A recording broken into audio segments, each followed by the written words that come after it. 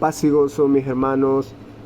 Bueno, en este día estaremos continuando la lección del capítulo 3 de este estudio a carta a los romanos.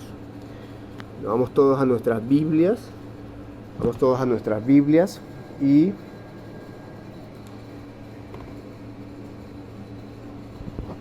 pudimos ver pues que mientras todos vamos a Biblia, pudimos ver que en el capítulo 2 pudimos aprender muchas cosas, sobre todo que ya no hay distinciones porque Dios va a ser imparcial tanto con judíos y gentiles, ¿verdad? Que aunque los judíos tenían la ventaja porque Dios les había confiado la palabra de Dios, aún así ellos no habían cumplido con la ley mosaica, o sea, en ellos no estaba la identidad de hacedores de la ley, ni obviamente tampoco en los gentiles. Ahora Pablo, los expone para que pues esa hipocresía, ¿verdad? Esa falsedad que había en ellos, pues fuese expuesta, saliera a la luz, y pues asimismo pues también destruirla para que pudiesen ir al camino correcto, haciéndoles entender ya al final pues el tema de la circuncisión, donde él muestra que por lo menos el versículo 25 dice que la circuncisión te sirve si cumples la ley, pero si no la cumples es como si no estuvieras circuncidado.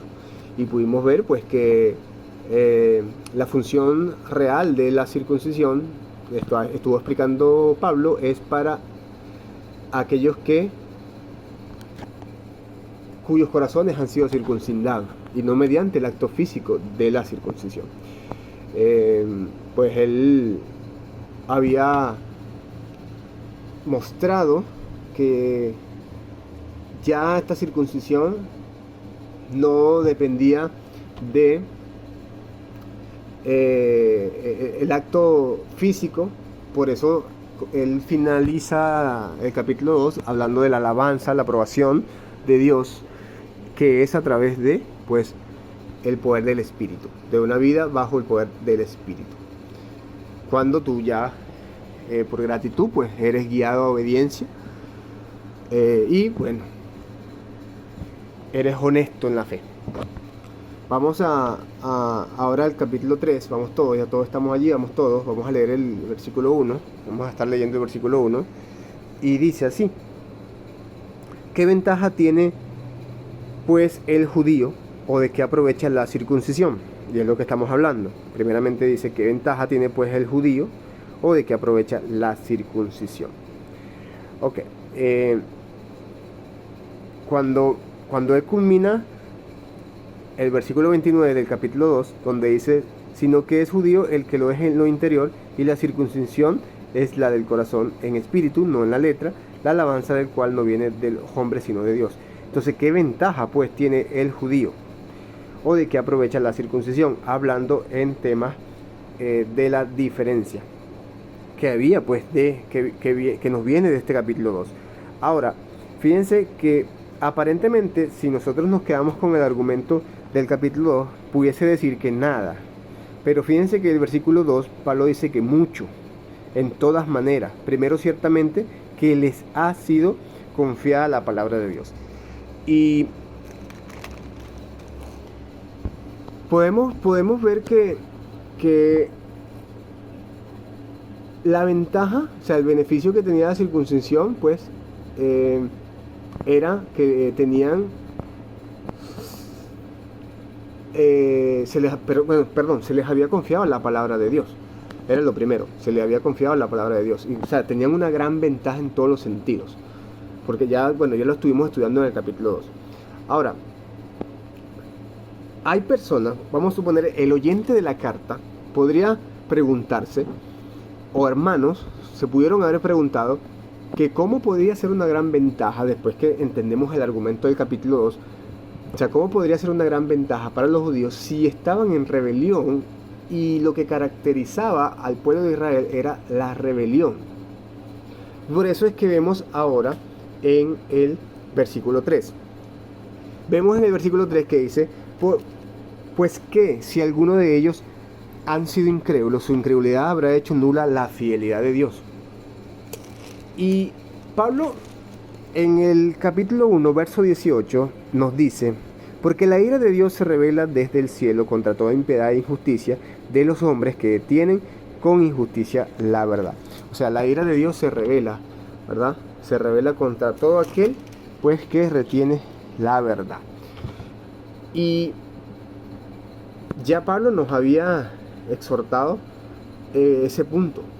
Ya nos habían prácticamente como que dejado claro ese punto. Y en el capítulo 2 aún más, lo detalló mucho más. Entonces, ¿por qué hace esta pregunta? Aparentemente, como los judíos estaban juzgando, o estaban, mejor dicho, juzgando a los gentiles de acuerdo a su ventaja, y eran inmorales, ¿verdad? Pablo, cuando hace esta pregunta, él está esperando de que dijeran que no. Eso es lo que él está esperando. O sea, pues, que si algunos de ellos han sido incrédulos, su incredulidad habrá hecho nula la fidelidad de Dios. No. O sea, la incredulidad pues, por eso lo estamos viendo en el versículo 18. O sea, la ira de Dios se revela desde el cielo, ¿verdad? Contra toda impiedad. No ha hecho nula, independientemente de que hayan sido incrédulos, no ha hecho nula la fidelidad de Dios, no la ha hecho nula. O sea, la incredulidad del humano, la depravación del humano, no ha hecho nula la fidelidad de Dios, porque la depravación humana nunca va a impedir que Dios sea fiel a su promesa y a su pueblo. O sea, nunca lo va a impedir. A diferencia de otros dioses, cuyo favor se podría perder por X razón, el único Dios verdadero es el único que no vacila en su compromiso con su pueblo, porque Él tiene un compromiso con su promesa. Hay muchos versos que fundamentan esto. Si nos ponemos a verlo, vamos a durar horas, pero hay muchos versos. Por lo menos Dios no es hombre para mentir, ni hijo de hombre para arrepentirse. Es un ejemplo. Ahora, fíjense que en el versículo 4, el apóstol dice: de ninguna manera. O sea, un rotundo no. Antes bien sea Dios veraz y todo hombre mentiroso. Y ahí está hablando de esto mismo. O sea, él está invitando a que si algún miembro de la comunidad ha estado tentando a los oyentes, ¿verdad?, a dudar de la fidelidad de Dios, o tentando a los hermanos a dudar de la fidelidad de Dios, ¿ves? Con respecto a los judíos, porque habían gentiles en la iglesia y esa era la discordia que había, era una mentira. ¿Ves? Y Pablo instaba a que consideraran todas esas mentiras como afirmaciones que eran contrarias a lo que Dios establecía. Por eso es que él dice: de ninguna manera, antes bien sea Dios veraz y todo hombre mentiroso, como está escrito, para que seas justificado en tus palabras y venzas cuando fueres juzgado. Si lo leo en otra traducción, dice: más bien se comprobará que Dios es fidelidad, mientras que el hombre no cumple, como lo dice la Escritura. Reconocerán que dices la verdad y saldrás ganando si te quieren juzgar. Cuando tú pones toda tu confianza en, obviamente, la fidelidad de Dios, el único Dios que no vacila en su compromiso. Ni con su pueblo ni con su promesa. Todas sus promesas son en el sí y en el amén. Ok, vamos a seguir leyendo. Versículo 5. Y si nuestra injusticia hace resaltar la justicia de Dios, ¿qué diremos? ¿Será injusto Dios que da castigo? Hablo como hombre. Y después dice: en ninguna manera. De otro modo, ¿cómo juzgaría Dios al mundo? Ok. Ahora, Yo voy a dar un ejemplo, vamos a dar un ejemplo, vamos a ver en el Salmo 51, Salmo 50, vamos al Salmo 51, para poder comprender un poquito mejor. Salmo 51, al versículo 4, y dice: contra ti, solo he pecado y he hecho lo malo delante de tus ojos, para que seas reconocido justo en tu palabra y tenido por puro en tu juicio. Ahora, eso lo escribió David cuando el profeta Natán lo confrontó por haber tomado a Betsabé. Ahora, David está suplicando a Dios que le muestre su gracia, demostrando que su amor fiel y su abundante compasión. ¿Qué quiere David? Que le quite la culpa, ¿no? Pues él está reconociendo su pecado y está reconociendo que es contra Dios. Pero aún cuando David realmente está buscando la purificación de su pecado, sabe que Dios es justo y correcto al juzgarlo. Por eso es que la única esperanza de David es que Dios permanezca fiel a su promesa. A su promesa. Y por eso vemos que así como Pablo, ¿verdad? Así como Pablo está mostrando esa alusión, de ninguna manera sea Dios verá y todo hombre mentiroso, como está escrito, para que seas justificado en tus palabras y venzas cuando fuese juzgados. Y eso es lo que nos está llevando pues al Salmo 51:4. O sea, para que seas reconocido justo en tu palabra y tenido por puro en tu juicio. Es lo que nos está mostrando el apóstol Pablo acá. Entonces, Pablo está usando esa misma confesión para que por sus palabras, ¿verdad? O sea, cuando Dios se muestra justo por sus palabras y sabemos que vencerá cuando fuese juzgado, presumiblemente aquellos que juzga,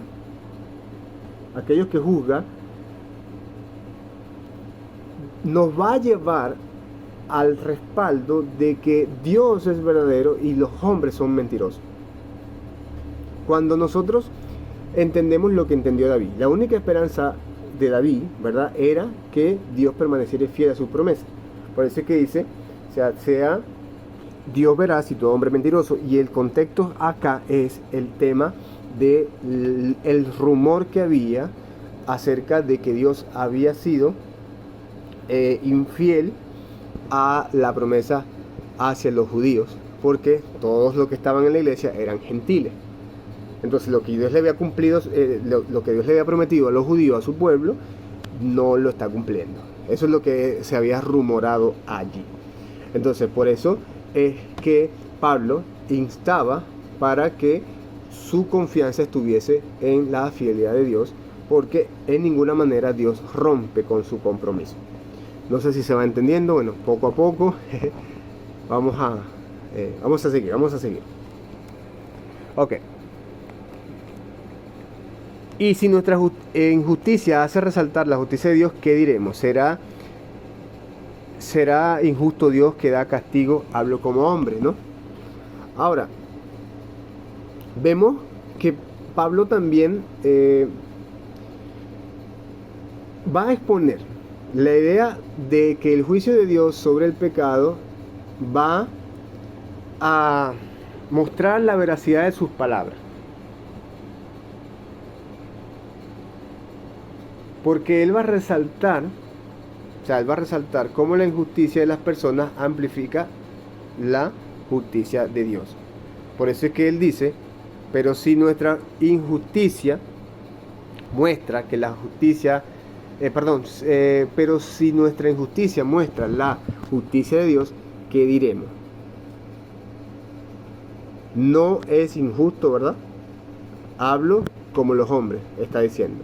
Ahora, ¿es Dios injusto al usar la rebelión de la humanidad para llevar su condición de justo? ¿Es Dios injusto al usar la rebelión de la humanidad, la depravación humana que Pablo nos ha estado describiendo para llevar su condición de justo? Es lo que Pablo nos está diciendo. ¿Será injusto Dios que da castigo? Pablo dice no.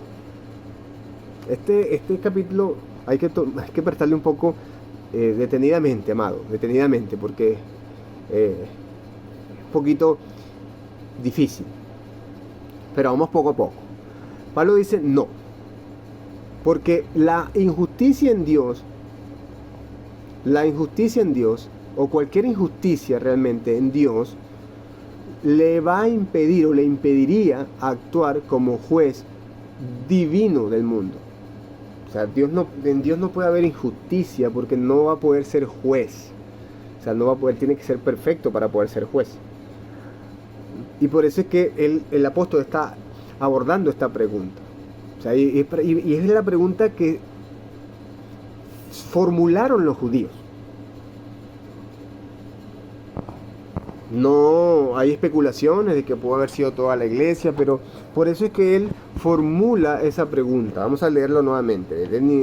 Vamos a leerlo a partir del 3 nuevamente. Dice, pues que si alguno de ellos han sido incrédulos, su incredulidad habrá hecho nula la fidelidad de Dios de ninguna manera. Antes bien, sea Dios veraz y todo hombre mentiroso, como está escrito, para que seas justificado en tus palabras y venzas cuando fuese juzgado. O sea, ya lo pudimos desglosar. Luego dice, y si nuestra injusticia hace resaltar la justicia de Dios, ¿qué diremos? ¿Qué diremos? ¿Será injusto Dios que da castigo? Hablo como los hombres. No. O sea, obviamente que en el versículo 6 dice, en ninguna manera, de otro modo, ¿cómo juzgaría Dios al mundo? Bueno, ya creo que ahora sí lo pudimos entender mejor.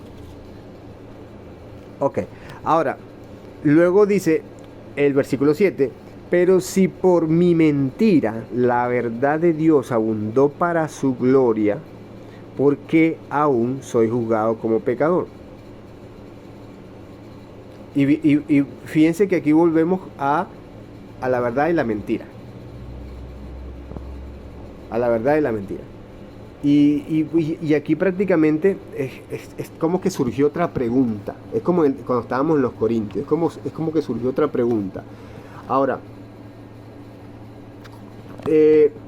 están preguntando cómo el pueblo, mayormente gentil, puede cumplir la promesa de Dios a Israel. O sea, como un pueblo que era gentil puede cumplir las promesas de Dios a Israel.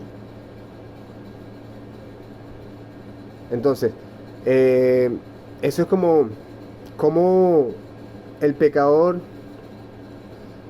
si su mentira se ha convertido en el medio por el cual la verdad acerca de Dios va a florecer para su gloria, o sea, ¿por qué sigue siendo juzgado como pecador? Es algo así, parece un trabalengua.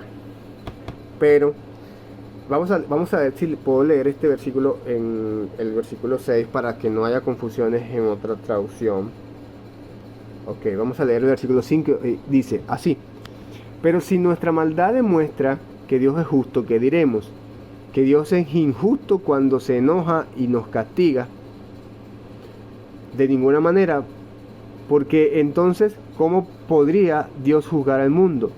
Pero si la mentira mía hace resaltar la verdad de Dios, siendo así mayor su gloria, ¿cómo me tratarán de pecador? Eso es, como les estoy diciendo, esa es la pregunta que se está haciendo ahora en el versículo 7. Se está haciendo otra pregunta. O sea, ahora si la mentira mía hace resaltar la verdad de Dios, ¿verdad? Porque acuérdense que estamos hablando de la depravación humana. Dice después la pregunta, ¿cómo podría entonces Dios juzgar? ¿Cómo me tratarán de pecador? O sea, ¿por qué me tratarías de pecador? Si es como una ventaja para mí. Ahora, el versículo 8 dice, ¿y por qué no decir cómo se nos calumnia y como algunos cuya condenación es justa afirman que nosotros decimos hagamos males para que vengan bienes? Vamos a leerlo en otra traducción. Dice, entonces no te queda más que hacer el mal para que resulte el bien. Algunos calumniadores nuestros dicen que esa es nuestra enseñanza.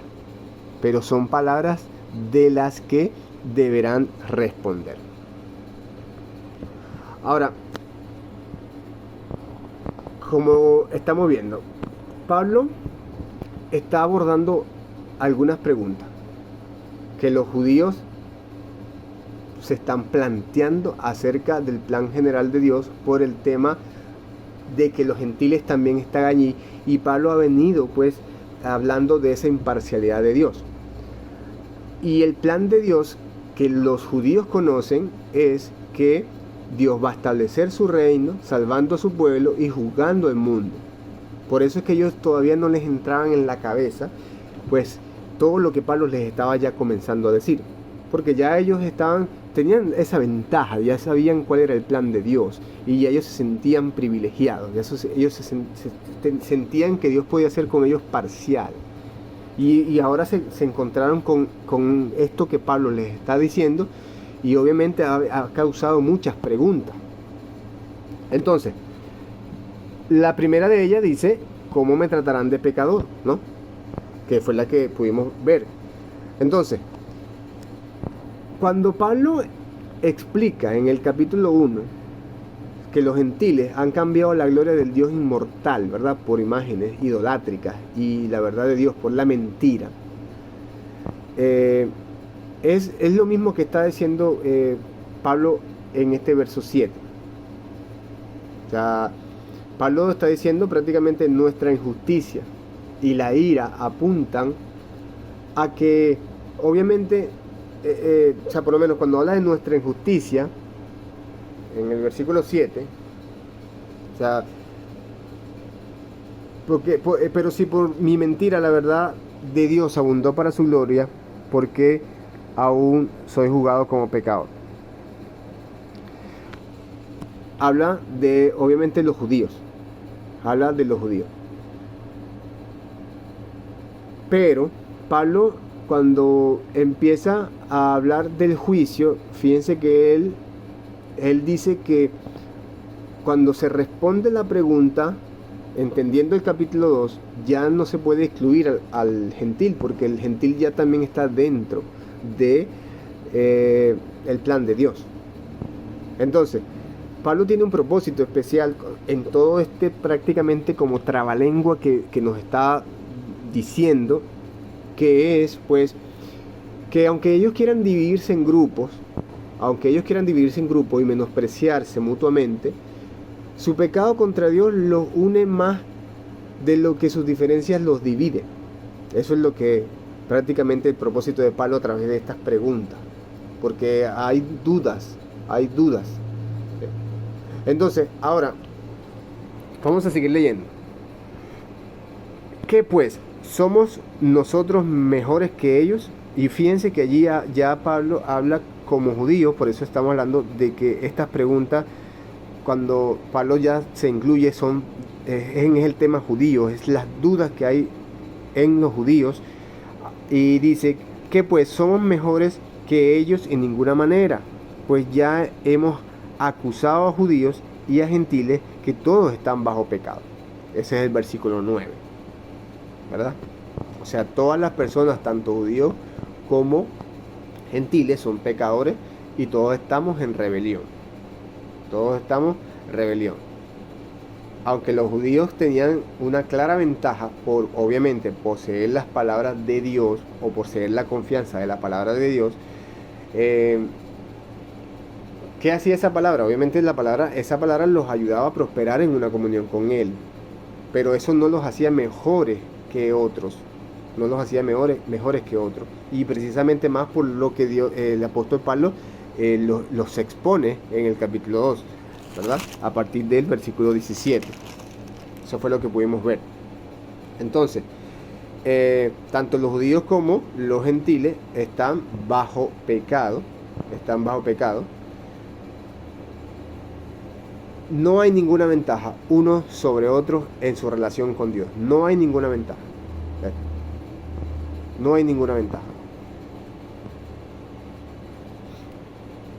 Vamos a seguir leyendo. Vamos a qué. 10, versículo 10. como está escrito. Ahora, como está escrito, eso nos traslada al Salmo 14:1. Eso nos traslada al Salmo 14:1 y dice, como está escrito, no hay justo ni aun uno. Salmo 14:1 dice el necio en su corazón, no hay Dios, se han corrompido, hacen obras abominables, no hay quien haga el bien. El versículo que sigue dice, Jehová miró desde los cielos sobre los hijos de los hombres para ver si había algún entendido que buscara a Dios. Todos se desviaron, a una se han corrompido, no hay quien haga lo bueno, no hay ni siquiera uno. Y por eso es que el apóstol dice, como está escrito, citando el Salmo 14 al versículo 3. Ahora, no hay quien entienda, no hay quien busque a Dios, todos se desviaron, a una se hicieron inútiles, no hay quien haga lo bueno, no hay ni siquiera uno. No hay ni siquiera uno. Entonces, el necio, como lo dice el Salmo, ¿verdad? Porque eso es lo que está citando el apóstol, se corrompió. Y es lo que estamos viendo como la depravación humana. El necio se corrompió, retuvo la verdad. Aunque Dios se la mostró, él la retuvo. Ahora, en el Salmo David está obviamente teniendo una petición hacia Dios para que pueda intervenir, ¿verdad? Y salve a Israel de esos ataques enemigos. Eso es lo que nos habla ese Salmo 14. Porque los insensatos fuera de Israel dicen en sus corazones que no hay Dios. Es lo que nos está diciendo el Salmo. Por eso es que el Pablo eligió, o sea, lo que ese énfasis, ¿verdad? Nadie, y fíjense que dice nadie, tiene un estatus justo ante el tribunal de Dios. Nadie tiene un entendimiento de quién es Dios. Nadie lo busca. Por eso es que le está dando ese énfasis de acuerdo ya al argumento que tenemos por medio de lo que nos afirmó Pablo a través de la depravación humana, de la rebelión humana. Entonces, o sea, este desprecio lo hacen todos lo hacen. Y este desprecio por Dios hace que todos se aparten de él y se corrompan. Por eso es que dice que ni siquiera uno hace lo bueno. Ahora el versículo 14 dice, su boca está llena de maldición y de amargura.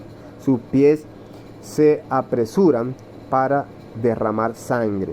Quebranto y desventura hay en sus caminos y no conocieron camino de paz. No hay temor de Dios delante de sus ojos. Pero sabemos que todo lo que la ley dice, lo dice a los que están bajo la ley, para que toda boca se cierre y todo el mundo quede bajo el juicio de Dios. Amén. Entonces, obviamente, ya vemos aquí que está totalmente claro, es lo que nos hace el pecado, y es lo que obviamente bajo el pecado ahora todos pues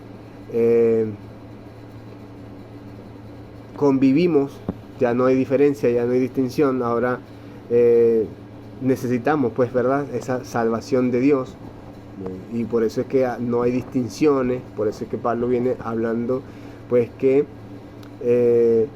todos somos pecadores, todos somos rebeldes, y por ende pues todos estamos bajo el juicio de Dios. Todo el mundo quedó bajo el juicio de Dios.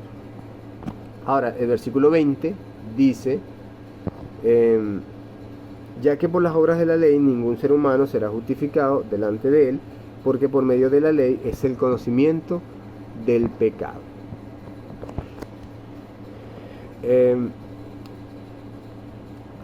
Por lo menos en Isaías,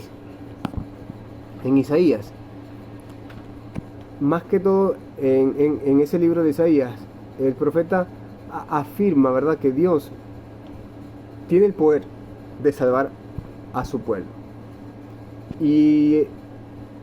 Pero él muestra también cómo el pecado lo separa de él.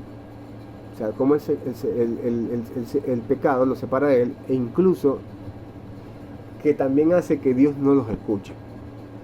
O sea, el pecado es como una interferencia entre esa comunicación con Dios.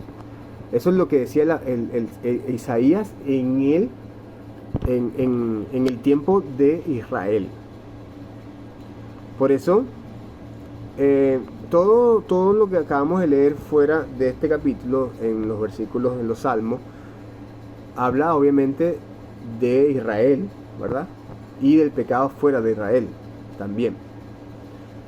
Por eso Pablo lo muestra, porque esa fidelidad de Dios es incluso hasta para los que están fuera de Israel en este tiempo, que son los gentiles. Por eso es que los judíos no estaban del todo convencidos que los gentiles estuviesen también dentro de la promesa de Dios. Y no estaban convencidos de que ambos estaban bajo el pecado de la misma manera. O sea, no estaban convencidos. Por eso es que cuando Pablo les muestra esos pasajes, es para que, o sea, cualquier argumento que ellos tuviesen con respecto a que ellos tuviesen alguna ventaja por allí que los eximiera de la ira del juicio, se les quitara, las anulara. Por eso es que él reunió muchos escritos, por lo que vemos aquí, como está escrito, para pues que esos pasajes demostraran que todos los que no tienen salvación están bajo el pecado. O sea, todos los que no tienen salvación por medio de Jesucristo, que es lo que va a empezar ahora a hablar aquí en estos capítulos que sí. Por eso es que cuando vemos, como dice el versículo 21, después que dice que por medio de la ley es el conocimiento del pecado, o sea, ningún ser humano será justificado, y por eso muestra todo eso. Ahora en el versículo 21 dice, pero ahora, y para muchas personas ese pero ahora es el transformar nuestro lamento en alegría, en danza, en gozo, como dicen por allí. Porque dice así, pero ahora, aparte de la ley, imagínese usted, o sea, cómo cambió todo. Aparte de la ley, se ha manifestado la justicia de Dios, testificada por la ley y por los profetas. La justicia de Dios por medio de la fe en Jesucristo para todos los que creen en Él, porque no hay diferencia. Y eso creo que lo entendemos perfectamente. Entonces, vamos a leer el versículo 23, dice, por cuanto todos pecaron y están destituidos de la gloria de Dios. O sea, no hay diferencia por cuanto todos pecaron, obviamente, no hay diferencia porque ya pudimos entender que ninguno es hacedor de esa ley y todos han sido pecados, todos han pecado porque todos somos herencia de Adán, quien fue el primer hombre que fue destituido de la gloria de Dios, fue destituido de la gloria de Dios. Entonces ya los judíos que eran cristianos no podían alardear nada, o sea, sino más bien callarse. Ahora pero ahora es como que un silencio para todos. O sea, todo aquel que se creía que estaba sometido a la ley ya tiene que hacer silencio. Y Pablo hace todo este argumento para que la persona, o para que la comunidad de Roma cristiana entendiera que el propósito de la ley es someter al mundo entero a la ira de Dios. O sea, no porque la ley es mala, sino porque el humano no la cumple. Entonces, ahora, ese pero ahora, como lo dijimos, ya cambia nuestro lamento, ¿verdad? Porque si nos hubiésemos quedado hasta allí, estuviésemos lamentándolo, pero ahora pero ahora, aparte de la ley, se ha manifestado la justicia de Dios, cambia todo. Cambia todo. Cambia todo. Entonces, judíos y gentiles, como lo dice allí, judíos y gentiles, todos han sido rebeldes, todos han sido idólatras contra Dios. Y eso, hasta aquí, hasta el versículo 21, es una acusación condenatoria de la que parece No, ninguno de nosotros, nadie, ningún ser humano, como lo dice el Salmo 14, tiene escapatoria. Todas las personas merecen la ira de Dios, como lo dice el versículo 18 del capítulo 1, todos son culpables. Todos son culpables. Pero esta nueva realidad, como la acabamos de ver, que no ha surgido de la nada, porque no es que surgió de la nada, y eso es algo que también tenemos que comprender, porque cuando la palabra dice, por cuanto todos pecaron, ¿verdad?, están destituidos de la gloria de Dios, siendo justificados gratuitamente por su gracia, mediante la redención que es en Cristo Jesús, y el versículo 21 dice, pero ahora, aparte de la ley, se ha manifestado la justicia de Dios, testificada por la ley y por los profetas. O sea, la justicia de Dios testificada. No estamos diciendo que pero ahora surgió de la nada. No, eso ya ha sido testificado. O sea, ya cuando lo entendemos, es un plan que Dios tiene desde el principio. Desde el principio, no viene de ahora, pero se manifiesta ahora. Se manifiesta ahora. Y ese es el acto salvador de Dios. Que ahí donde está la promesa que se cumple, de las que estamos hablando, ¿verdad? Las que estamos hablando, que habla Jeremías, que habla Isaías, que Dios iba a salvar su pueblo, de las que estaban rumorando, de lo que estamos conversando, donde estaban rumorándose que, pues el versículo 3, porque si alguno de ellos ha sido incrédulo, su incredulidad habrá hecho nula la fidelidad de Dios. ¿Cuál fidelidad de Dios? O sea, ¿cuál fidelidad de Dios? Porque Dios iba a salvar a su pueblo. Esa es su promesa.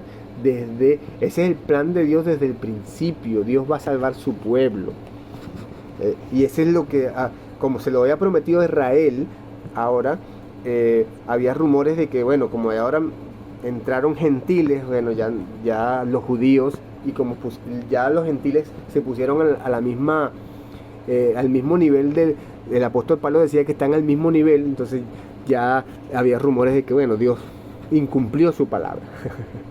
Incumplió su palabra, y vemos que no es así.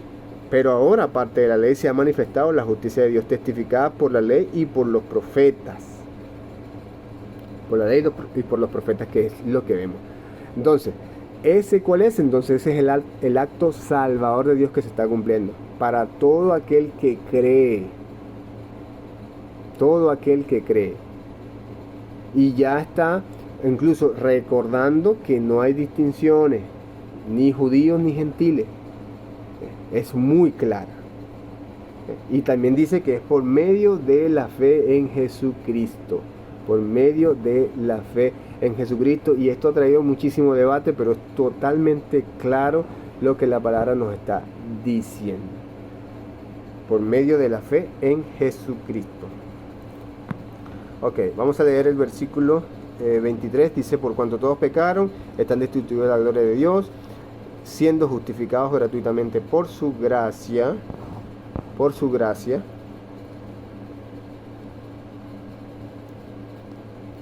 mediante la redención que es en Cristo Jesús. Ahora, ese destituido es obviamente todo aquel que peca, ¿verdad? Está destituido obviamente del estándar de la gloria de Dios. O sea, y esto no es algo nuevo. Desde siempre ha estado, incluso desde el Génesis. O sea, no se puede poner en duda que esa destitución, o sea, desde Adán ya no deja que nadie pueda ver a Dios. El pecado corrompió y nadie puede ver a Dios.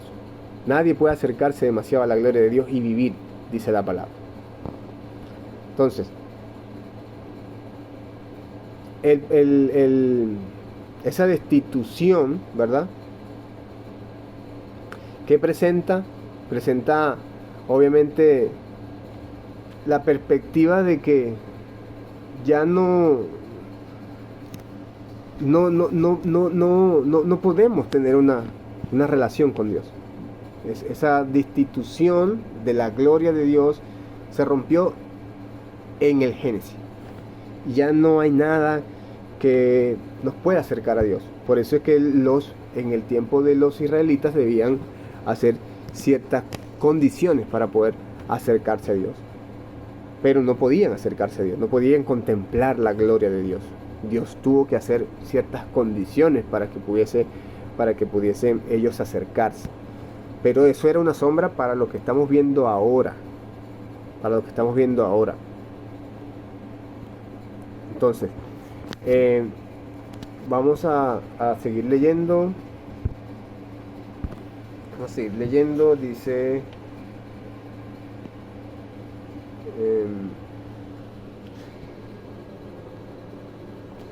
perdón, ya va mis hermanos que como no tengo marcada la palabra, se me fue el versículo. Ok.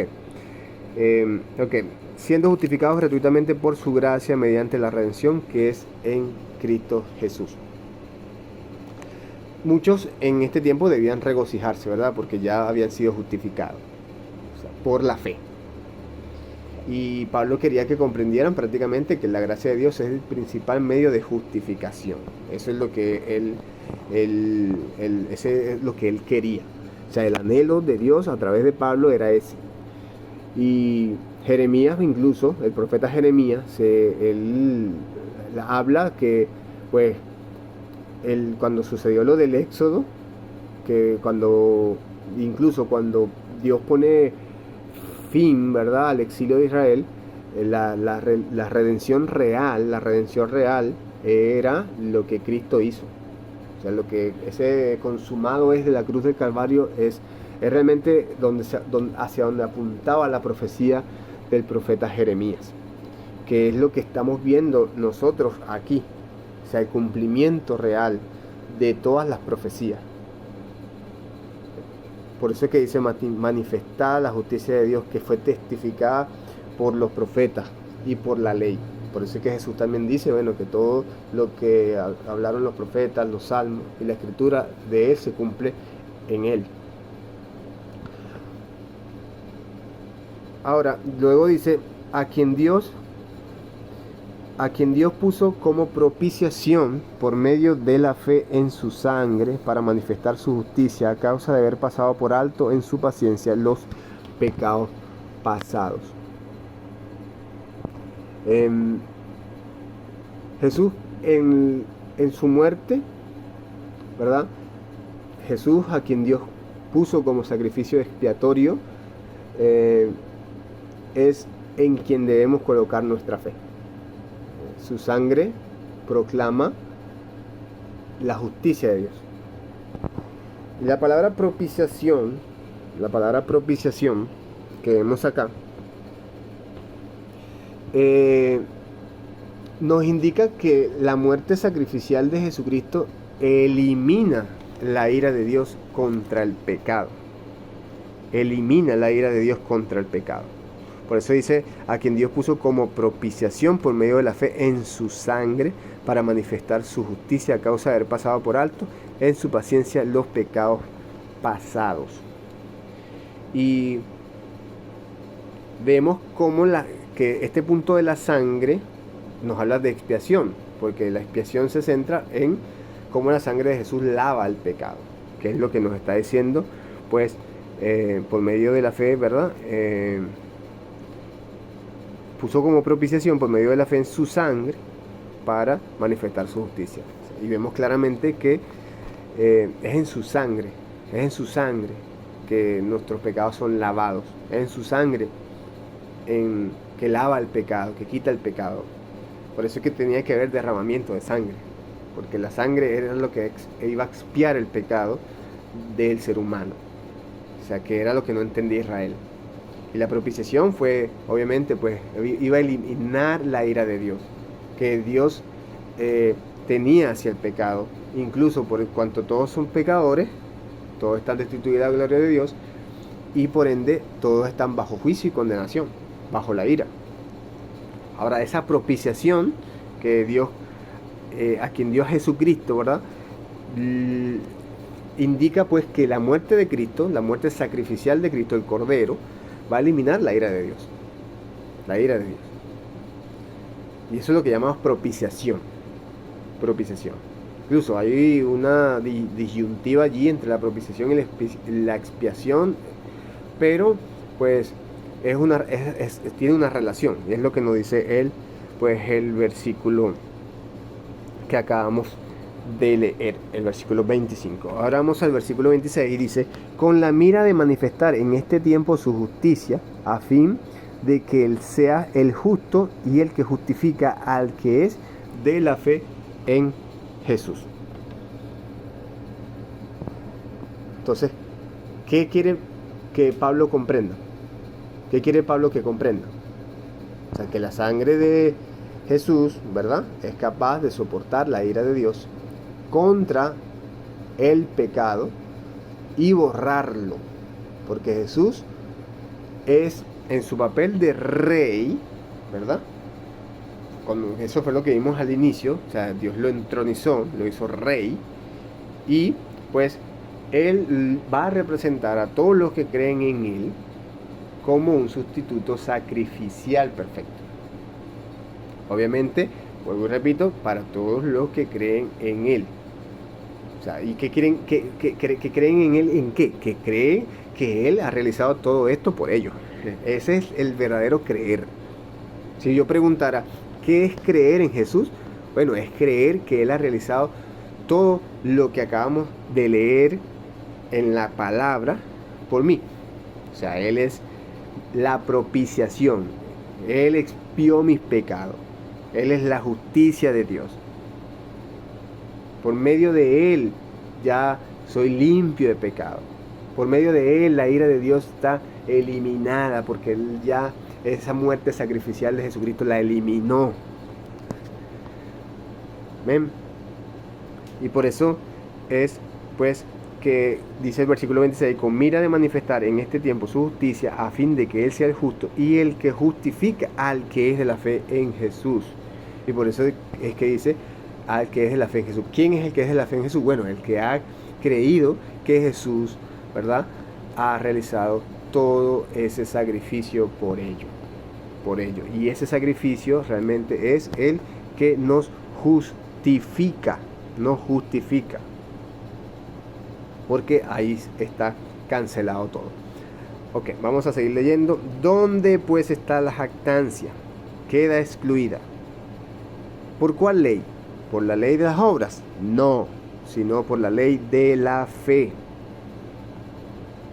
Y luego que Pablo, pues, ¿verdad?, demuestra que ya todos nosotros los que somos pecadores ya tenemos ese perdón, ¿verdad? Tenemos ese perdón. La perfecta justicia de Dios exigía eso, que se ejecutara la justicia. Pero fíjense que, como dice el versículo 25, en su paciencia, o sea, Él manifestó su justicia, pero a causa de haber pasado por alto en su paciencia los pecados pasados. O sea, su justicia exige que se ejecute la justicia, porque Él es justo, pues. Como por eso es que lo vimos en versículos anteriores. O sea, cómo Dios juzgaría el mundo, que fue el versículo 6, ¿verdad? En ninguna manera, de otro modo, cómo Dios juzgaría el mundo si Él fuese injusto, ¿verdad? O sea, entonces, como Dios no es injusto y Dios es justo, o sea, su perfecta justicia exige que se ejecute su justicia. Pero Dios, en su paciencia, ¿qué hizo? La pospuso hasta que Jesús viniera a morir en el momento oportuno para su pueblo. Incluso eso es lo que nos dice Gálatas en el capítulo 4. Entonces, en la muerte de Jesús, podemos decir que en la muerte de Jesús, la justicia de Dios fue satisfecha, mi hermano, satisfecha. ¿Ves? Por eso es que es importante que toda nuestra fe esté en Jesús, porque allí es donde nos quiere llevar Pablo, y allí es donde nos quiere llevar el Señor, el Espíritu Santo, hacia los brazos de Jesús, para que, pues, como dice la palabra, o sea, la justicia de Dios esté satisfecha en Él, y nosotros por la fe en Él, pues, seamos beneficiarios de todas las bendiciones espirituales. Ok, ahora, entonces el versículo 27, ¿verdad? El versículo 27 afirma entonces que la jactancia está excluida. sea, ¿dónde puede estar la jactancia? Hace la primera pregunta. ¿Dónde? Prácticamente le está preguntando, ¿dónde queda la jactancia? Recuerden que muchos se están jactando aquí. Ahora, ¿dónde está la jactancia? ¿Dónde está la jactancia del capítulo 2? ¿Dónde está la jactancia? Incluso, ¿dónde está la jactancia al inicio del capítulo 3? ¿Dónde está la jactancia? ¿Dónde están las dudas a través de esa jactancia? Entonces, la jactancia no se excluye mediante una ley basada en obra, sino una ley basada en la fe. Es lo que nos está diciendo la palabra. ¿Y la fe en qué? En Jesús, ¿verdad? Y la fe en Jesús. O sea, y eso es lo que podemos entender, porque por lo menos si podemos examinar lo que es una ley de fe, o sea, la ley de fe va a carecer totalmente de sentido. Una ley de fe, como al final del capítulo 2 nos decía, o sea, una ley de fe no va a carecer de sentido si nosotros lo usamos como una lista de mandamientos que deben cumplirse para merecer el favor de Dios, que eso era lo que pensaban los judíos y eso era lo que vimos al final del capítulo 2. Esa era la alabanza de muchos. O sea, ellos creían que el favor de Dios se merecía por medio de unas obras o de cumplir ciertas cosas de la ley, ciertos rituales, ciertas ceremonias. No, eso no era así. La ley de la fe obviamente estaba escrita en los corazones, ¿verdad? Por medio de ahora la fe en Cristo. O sea, era la circuncisión real. Era la circuncisión real. Entonces, ahora sí, nosotros, o sea, la ley que se dio en Sinaí, ¿verdad? La ley que se dio en Sinaí, o sea, no fue para que Israel fuese el pueblo de Dios como tal, eterna y perpetuamente a través de esa ley. No fue para eso, sino para ¿qué? Para definir, como lo está diciendo la palabra, para definir cómo es una vida plena bajo el reinado divino. Eso es importantísimo, porque la ley no está abolida, la ley sigue, pero ahora escrita en nuestros corazones, porque, o sea, una vida plena bajo el reinado divino va a mostrar que nosotros estamos bajo la ley, pero no bajo la ley de obras, sino bajo la ley de fe. Y eso es lo que el Señor nos está tratando de mostrar. La jactancia está a través de la ley de la fe, porque estamos bajo un nuevo pacto. Ya ningún hombre es justificado por la ley de las obras, de la ley de Moisés, porque no la cumple y no puede cumplirla, porque está bajo pecado. Por eso es que el plan de Dios viene desde el inicio. Ahora, vamos a seguir leyendo. Versículo 29. ¿Es Dios solamente Dios de los judíos? ¿No es también Dios de los gentiles? Ciertamente también de los gentiles, porque Dios es uno y Él justificará por la fe a los de la circuncisión y por medio de la fe a los de la incircuncisión. Entonces, eso es lo que llamamos una vida real. O sea, imagínense si eso se definiera por la ley o por las obras de la ley. O sea, entonces, ¿qué pasaría? Obviamente, como lo vimos en el capítulo 2, los judíos recibirían un trato preferencial, o sea, parcial. Pero obviamente Pablo está enseñando y ya creo que cerró dejando claro que no es así. No es así. Y eso lo dejó por si alguno no lo había comprendido. Por eso cierra con este versículo 30, por si acaso no lo habían comprendido. O sea, él reitera claramente que hay un solo Dios. Un solo Dios. Y ese Dios tanto de los judíos como de los gentiles. Entonces, ambos grupos están ante Él, o sea, o pueden tener acceso a Él mediante la fe en Jesús. O sea, pueden tener la alabanza de Dios, la aprobación de Dios, el favor de Dios a través de la fe en Jesús. Por eso es que la vida plena para todos los cristianos comienza con la justificación mediante la fe en Jesús. Siempre recuerde eso, mi hermano. La vida plena para todos los cristianos comienza con la justificación mediante la fe en Jesús.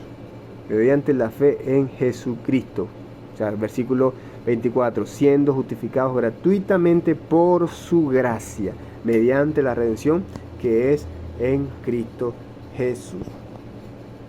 Por eso es que nosotros prosperaremos en una vida espiritual cuando seamos caracterizados por esa fe que profesamos. Por esa fe que profesamos.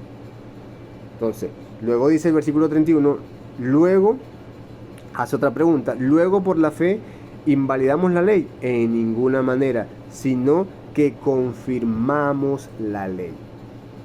O sea, Pablo responde que no está anulando la ley, o sea, sino está diciendo que lo que él está enseñando respalda la ley.